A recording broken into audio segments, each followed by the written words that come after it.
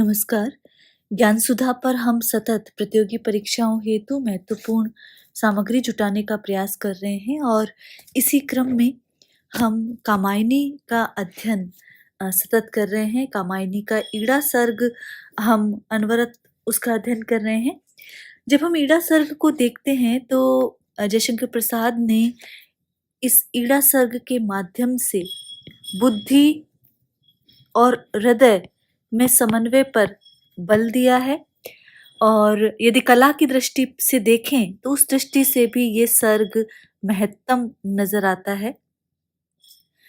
यहाँ पर प्रसाद ये बताने का प्रयास कर रहे हैं कि किस प्रकार जो श्रद्धा विहीन जो मनु है वो किस प्रकार चिंतित है, किस प्रकार व्याकुल है और किस प्रकार मानव जीवन में श्रद्धा की परम आवश्यकता रहती है। ये इस सर्ग में बताने की चेष्टा जयशंकर प्रसाद ने की है। श्रद्धा विहीन मानव दंभी, अहंकारी और संकीर्ण सोच का हो जाता है, छद्मी बन जाता है। ये प्रसाद ने बताने की चेष्टा इस सर्ग के माध्यम से की है। जब हम कामायनी के सर्गों को देखते हैं तो कामायनी के सर्गों में चिंता, आशा, श्रद्धा, काम, वासना, लज्जा, कर्म, ईर्ष्या, ईड़ा, स्वप्न, संघर्ष, निर्वेद, दर्शन, रहस्य और आनंद नामक 15 सर्ग हैं। हर सर्ग में मनु की यानी मानव की दशा का हृदय स्पर्शी वर्णन है जो जीवन के हर पड़ाव, हर पहलू पर प्रकाश डालता चलता है। जलप्लावन के इतिहास को, प्राचीन घटना को यहाँ पर चित्रित करने का प्रयास किया है जयशंकर प्रसाद ने कामायनी में। और मनवे वे प्राते इत्यादि से इस घटना का उल्लेख जब हम देखते हैं तो शतपथ ब्राह्मण में मिलता है और उसी घटना का आधार लेकर कामायनी की सर्जना हुई है।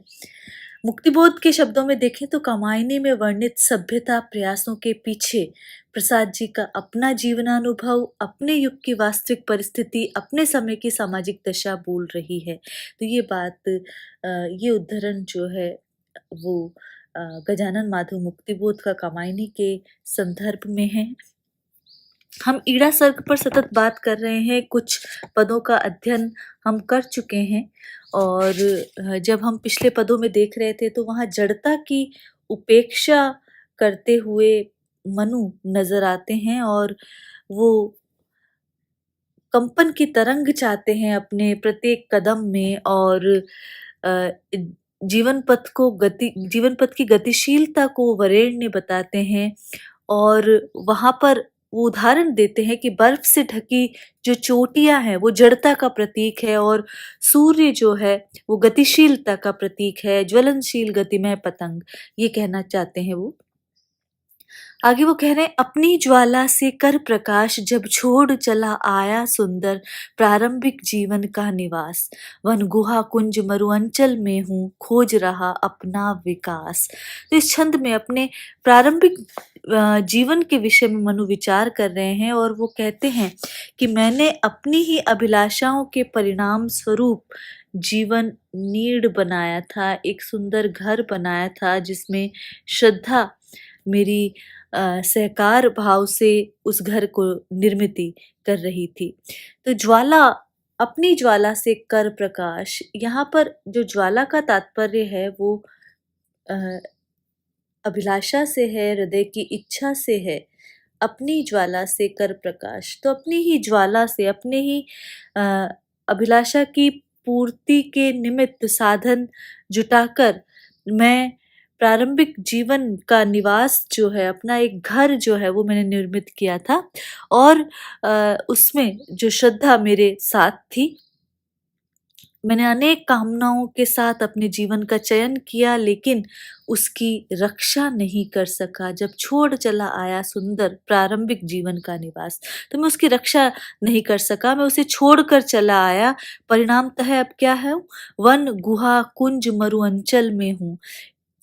इसका परिणाम है कि अब मैं वन, पर्वत, कंदराओं और कुंजों में, वनों में, मरुस्थल में के अंचल में मैं निरंतर घूमता फिर रहा हूँ। मैं भटकता फिर रहा हूँ। एक भटकन के तहत मैं मारा-मारा घूम रहा हूँ। पागल मैं किस पर सदै रहा। अब लगता है कि मैं पागल हूँ।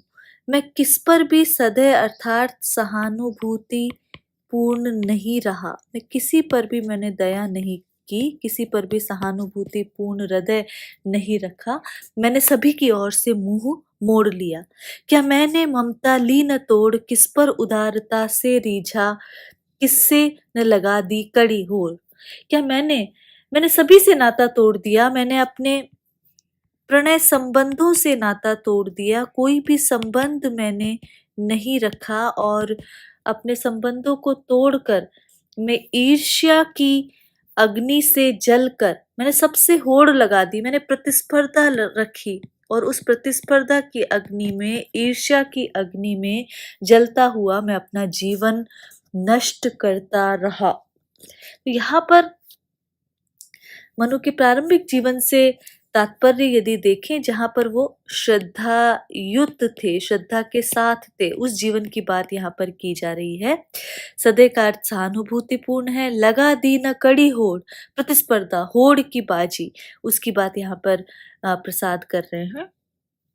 इस विजन प्रांत में बिलख रही, मेरी पुकार उत्तर न मिला। इस विजन प्रांत में डोल रही, मेरी पुकार उत्तर न मिला। लूसा झुलसाता दौड़ रहा, कब मुझसे कोई फूल खिला। तो फूल का अर्थ यहाँ पर फूल जैसे सुकुमार और उदार व्यक्तियों का अच्छा जीवन जैसे व्यतीत होता है, वैसा मेरा जीवन नहीं व्यतीत हुआ। तो मनु आज सोचते हैं कि आज इस निर्जन वन में, विजन प्रांत, इस निर्जन वन में, इस एकाकी वन में मैं निरंतर भटकता हुआ अकेला ही घूम रहा हूँ और मेरी पुकार इस वन में घूम फिर कर फिर से मुझसे ही आ टकराती है। उसका कोई प्रत्युत्तर नहीं मिलता, उसे सुनने वाला कोई नहीं है, उसका कोई भी उत्तर मुझे प्राप्त नहीं होता। लूसा झुलसाता दौड़ रहा, जो जिस तरह गर्मी के समय चलने वाली लुओं से कोई पुष्प, कोई फूल विकसित नहीं हो सकता, नहीं हो पाता उस ताप के चलते, उसी तरह मैं भी अभिलाषाओं की आग छिपाए हुए अनवरत दौड़ता जा रहा हूँ, भटकता जा रहा हूँ। तो लूसा झुलसाता दौड़ रहा, कब मुझसे कोई फूल खिला। जिस प्रकार भीषण गर्मी में लू के चलते कोई फूल, कोई पुष्प विकसित नहीं हो सकता, उसी प्रकार मैं भी अपनी अभिलाषाओं की आग छिपाए हुए निरंतर दौड़ रहा हूँ।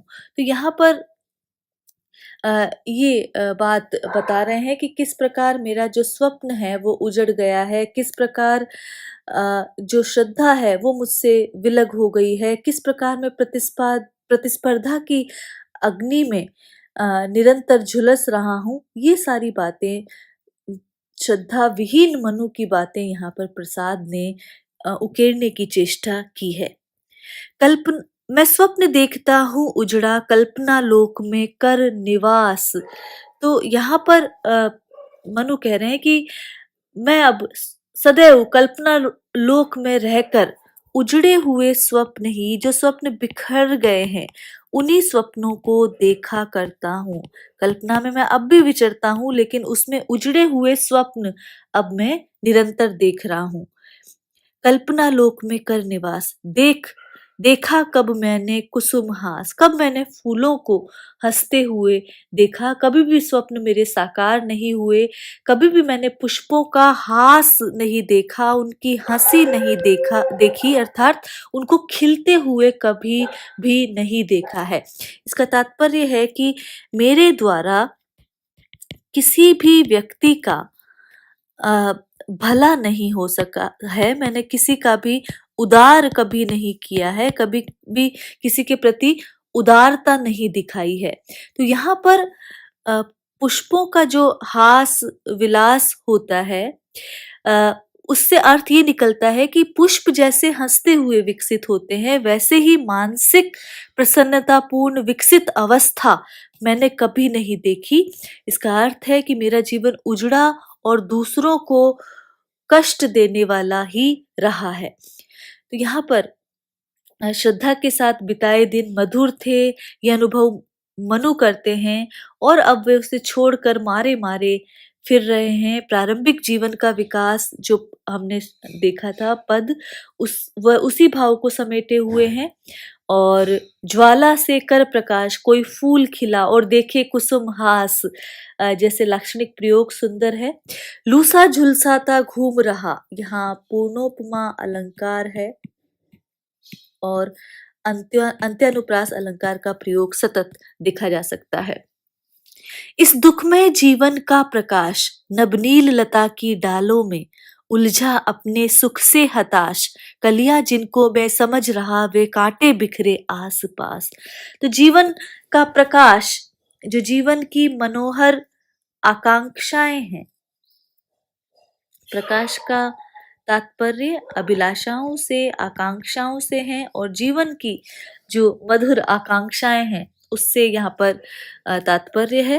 तो मनु का जीवन जो हताशा और निराशा से एक बार फिर भर गया है, वे उसी निराशा भरे जीवन के संबंध में सोच रहे हैं और वे सोचते हैं कि मेरा जीवन अंधकार पूर्ण हो गया है।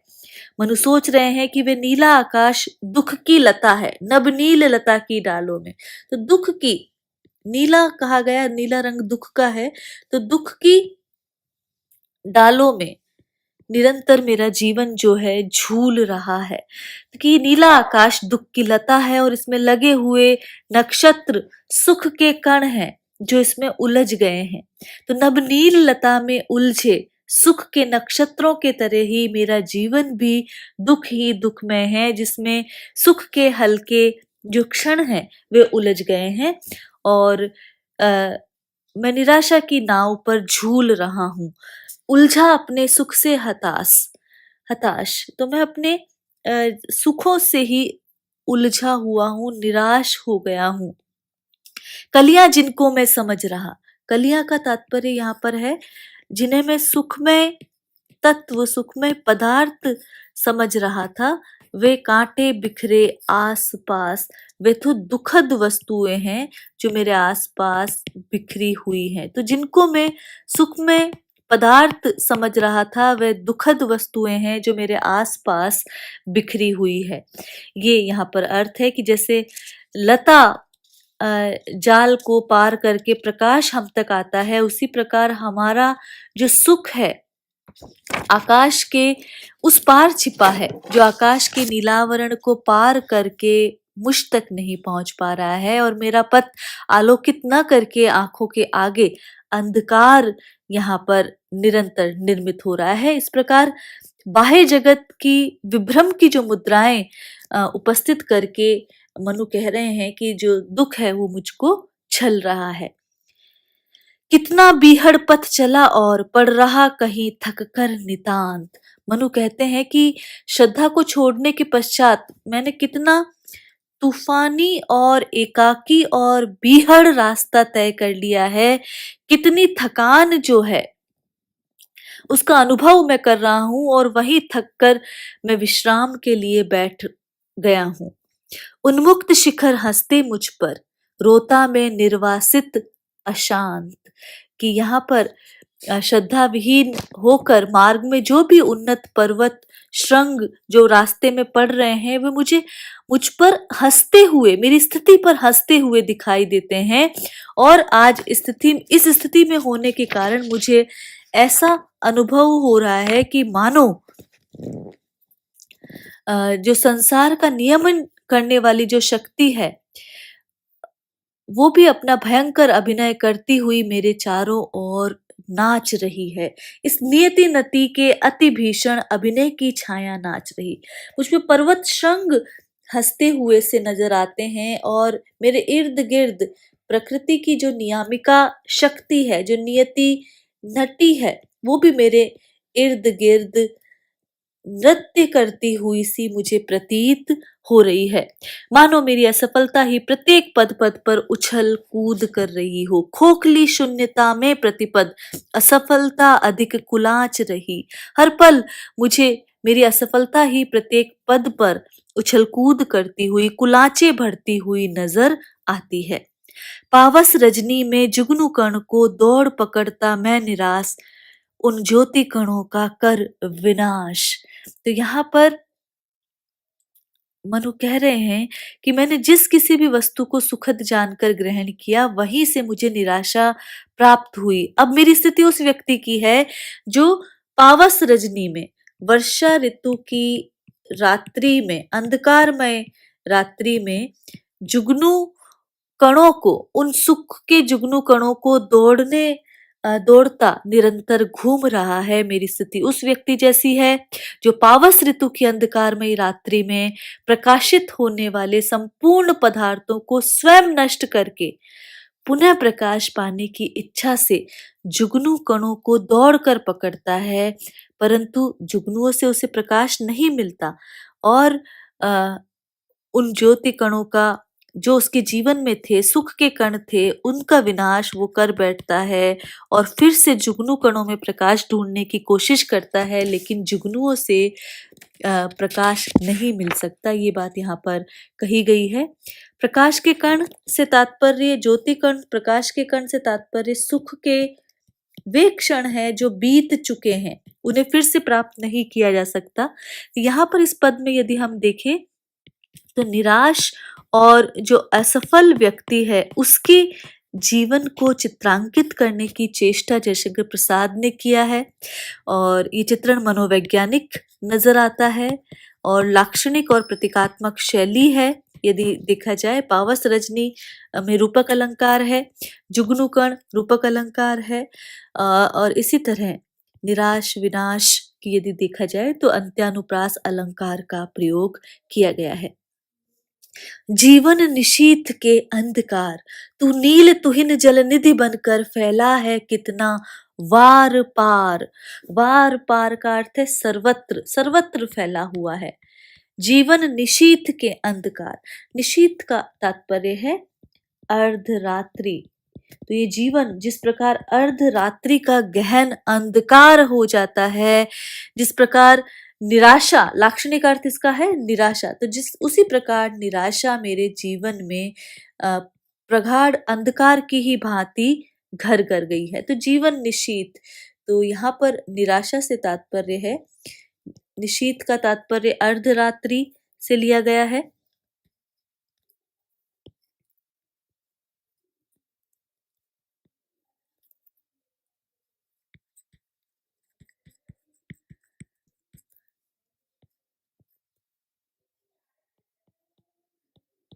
तो इस प्रकार मनु ने श्रद्धा को छोड़ दिया है और उसे छोड़कर वे निराशा के गहन गर्त में गोता लगा रहे हैं और इसी प्रक्रिया में वे अपने जीवन को अर्धरात्रि कालीन गहन अंधकार से उपमित करने की चेष्टा कर रहे हैं। तो वे कहते हैं कि मेरे जीवन में घने अंधकार के समान निराशा व्याप्त हो गई है। तू नील तुहिन जल निधि बनकर फैला है कितना वार पार। तो मनु कहते हैं कि जीवनगत व्याप्त अंधकार इतनी सघनता से जीवन में फैला हुआ है जैसे नील वर्णी तुषार युक्त कोई समुद्र हो। तो उसकी बात यहाँ पर की जा रही है कि श्याम रंग के तुषार कणों का जो समुद्र है, उस प्रकार मेरे जीवन में दुख सर्वत्र वार पार फैला है कितना वार पार, उसी प्रकार मेरे जीवन में जो दुख है वो फैला हुआ है। तो भाव है कि जीवन में निराशा ही निराशा व्याप्त हो गई है। अर्धरात्रि में व्याप्त अंधकार जिस प्रकार आकाश में चमकते हुए तारों को भी अपने में डुबा देता है, उसी प्रकार मेरे जीवन की संपूर्ण चेतना भी निराशा की गहन लहरों में डूब गई है। कितनी चेतनता की किरणें हैं, डूब रही ये निर्विकार, विकारहीन होकर मेरी सारी चेतना की अवस्था जो है वो इस समुद्र में, इस निराशा के समुद्र में डूब गई है और सर्वत्र अंधकार ही अंधकार छा गया है। कितना मादक तम निखिल भुवन, भर रहा भूमिका में अभंग।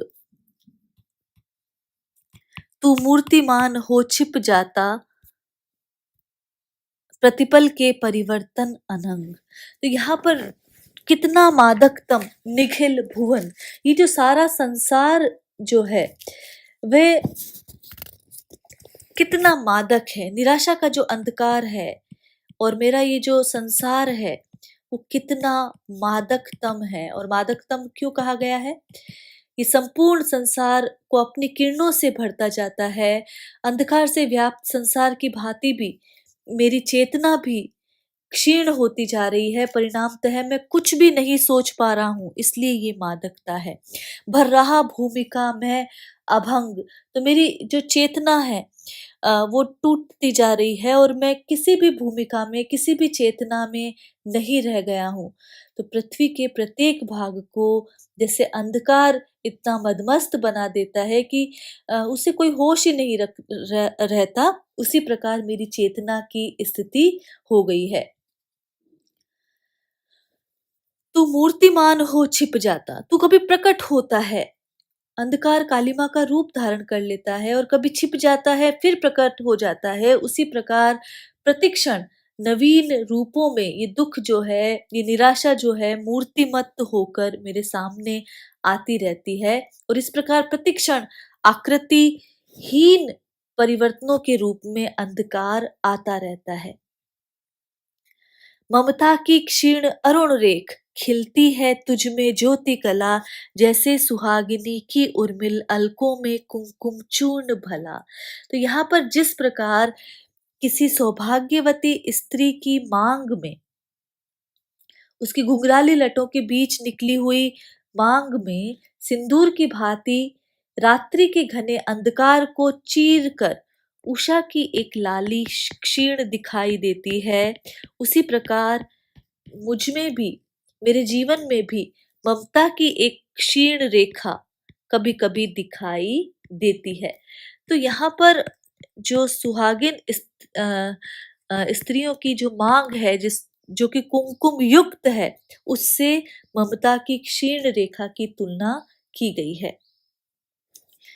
रे चिर निवास विश्राम प्राण के, मोह जलद छाया उदार, माया रानी के केश भार, जीवन निशीथ के अंधकार। तो यहाँ पर रे चिर निवास विश्राम कण, विश्राम प्राण के, मोह जलत छाया उदार। तो मनुष्य सोचते हैं कि हे निराशा, जिस प्रकार रात्रि का घोर अंधकार सभी चेतन प्राणियों को सुलाकर विश्राम प्रदान करता है और विश्राम देने के कारण प्राणियों का स्थायी निवास बना हुआ है, ठीक यही स्थिति निराशा की है। वह भी मेरे चिंतित और व्याकुल प्राणों में व्याप्त है, वे मेरे प्राणों से कभी दूर नहीं होती है। और किस प्रकार दूर नहीं होती है? जिस प्रकार अंधकार के काले बादलों की विस्तृत छाया दिखाई देती है और मोह जलद बादलों की छाया जिस प्रकार दिखाई देती है, उसी प्रकार निराशा भी मोह के रूप में दिखाई देती है। तो यहाँ कहना चाह रहे हैं प्रसाद कि जिस प्रकार मनुष्य के जीवन में जितना अधिक मोह होता है, उसे उतनी ही अधिक निराशा का सामना करना पड़ता है। तो यहाँ पर निराशा माया रानी का केश कलाप ही है, अनुराग उसका सिंदूर है, प्रतिपल जो बदलता रहता है, और मोह रूपी बादलों की छाया, उदार छाया का ही दूसरा नाम निराशा है। यही जो है निराशा रूपी रात्रि का अंधकार है। तो यहाँ पर निराशा का प्रभाव घने अंधकार की भांति होता है और कई स्थान पर प्रसाद ने निराशा के लिए घने अंधकार का प्रयोग किया है। तो यहाँ पर निशीथ के अंधकार के समक्ष निराशा को रखा है। तो इस पूरे पद में सांग रूपक अलंकार आया है।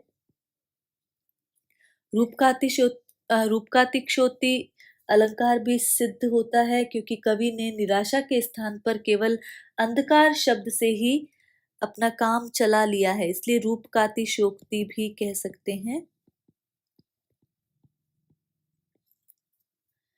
और यहाँ पर लाक्षणिक और प्रतीकात्मक शैली का प्रयोग तो हम देख ही रहे हैं। तो घूम रहा अभिलाषा के नवज्वल धूम सा दुर्निवार। तो यहाँ पर दुर्निवार, जिसे रोकना कठिन हो। तो ये निराशा रूपी जो अंधकार है, वो अभिलाषाओं के साथ निरंतर जीवन में घूम रहा है। नवज्वलन धूम सा, जिस प्रकार नई जलाई हुई आग से उत्पन्न धुआं होता है, उस जिसे रोकना कठिन होता है, उसी प्रकार मेरे जीवन में अपूर्ण लालसा बनके, कसक बनकर, चिंगारी बनकर मेरे जीवन में घूमता जा रहा है। तो मनु जीवन में व्याप्त निराशा की तुलना रात्रिकालीन अंधकार से जहां एक और कर रहे हैं, वही विभिन्न मोह के चलते किस प्रकार नवज्वलन धूम की भांति जीवन में निराशा का आगमन होता है, किस प्रकार निराशा का अंधकार नई जलाई हुई आग से उठे हुए धुएं की भांति सर्वत्र फैलता जाता है, उसी प्रकार यहाँ पर निराशा जो है वो एक धुएं की भांति मेरे जीवन में फैलती जा रही है। वह प्रयत्न करने पर भी नहीं हट पा रही है। चिंगारी सी उठती पुकार।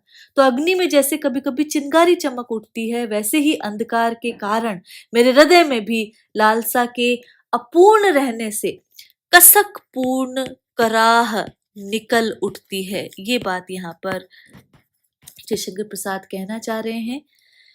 यौवन मधुवन की कालिंदी बह रही चूम कर सब दिगंत, मन शिशु की क्रीड़ा की नौकाएं बस दौड़ लगाती है अनंत।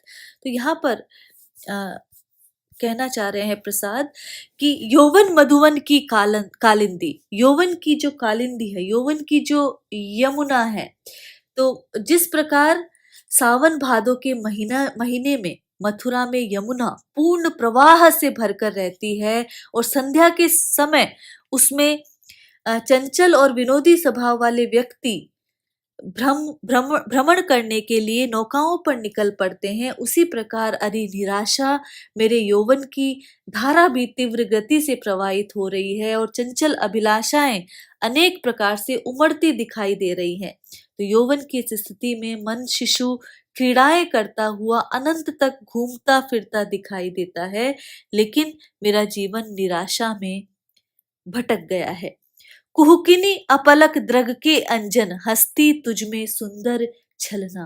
तो हे निराशा, जिस प्रकार आधी रात का अंधकार, कुहुकिनी निशा का, जो अमावस की रात्रि का अंधकार किसी जादू करने वाली स्त्री की आंखों में लगे हुए काजल के समान जो दिखाई देता है, उसी प्रकार मुझे भी, जिसमें सुंदर धोखा छिपा होता है, उसी प्रकार तू भी मुझे बराबर छूती रहती है। धूमिल रेखाओं से सजीव चंचल चित्रों की नव कलना। नव कलना का तात्पर्य है नवीन रचना, नवीन कल्पना।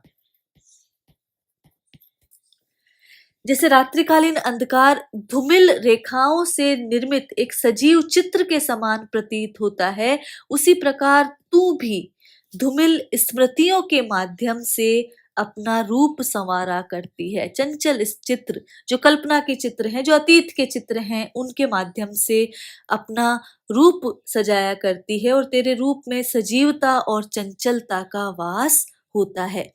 इस चिर प्रवास श्यामल पथ में छाई पीक प्राणों की पुकार।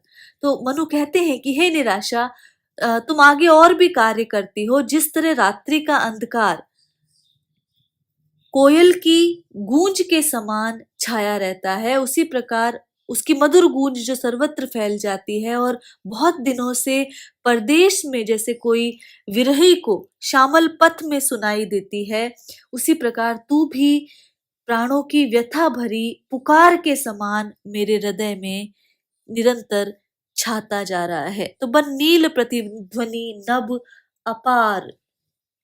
तो यहाँ पर वेदना और व्यथा की जो गूंज है, उसकी बात यहाँ पर की जा रही है। जिस प्रकार कोयल की गूंज जो है, कोयल की कूक जो है किसी प्रवासी व्यक्ति को देर तक सुनाई देती है, उसी प्रकार तू भी मेरे प्राणों की व्यथा भरी पुकार के समान मेरे हृदय में जो निराशा है वो निरंतर छाती जा रही है। तो यहाँ पर रूपक अलंकार, रूपकातिशयोक्ति अलंकार का प्रयोग है और लाक्षणिक भाषा का प्रयोग, प्रतीकात्मक शैली का प्रयोग प्रसाद ने यहाँ पर किया है और निराशा का चित्रण किया है। और जिस प्रकार आधी रात का अंधकार किसी जादू करने वाली स्त्री की आंखों में लगे हुए काजल के समान दिखाई देता है, जिसमें सुंदर धोखा छिपा रहता है, उसी प्रकार निराशा भी मनु के मन को निरंतर छूती जा रही है। ये बात यहाँ पर चित्रित करने की चेष्टा की गई है। आज के लिए इतना ही। आगे ईड़ा सर का अध्ययन हम जारी रखेंगे। नमस्कार।